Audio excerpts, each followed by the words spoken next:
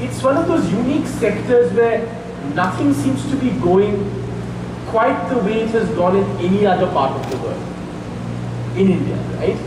East Kasem constantly mentioned that somehow Indians are not consuming, or the Indian government is not going to Chinese government. Erme now wants to make saris and Philippines, and yet people are not really buying. Is there a metaphor there of the new Indian consumer and how they approach things? Because having said that, there are also every auntie in Delhi also has a the ugly brown Louis Vuitton bag. Right? So there's obviously a dichotomy there. What is that dichotomy?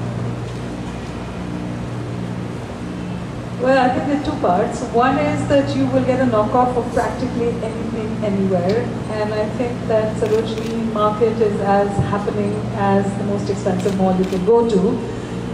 So before putting a consumer theory on it, I think it's his, who's, and I think that we understand and we know quite well.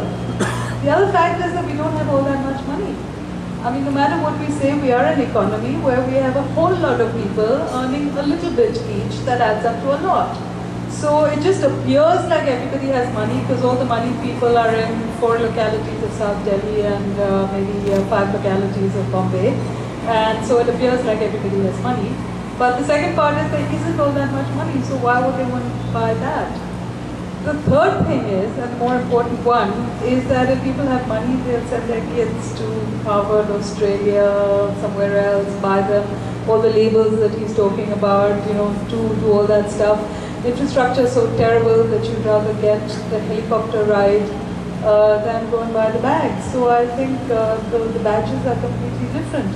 There was a farmer in a 2-acre, not very well-off farmer in a village who told the chairman of leaders that don't sell me shampoo based on status, because when I want my status enhanced, when I buy that refrigerator, I will make sure it is delivered in the evening and it is delivered via the village central square so that everybody can see it, but who cares what I consume inside my bathroom?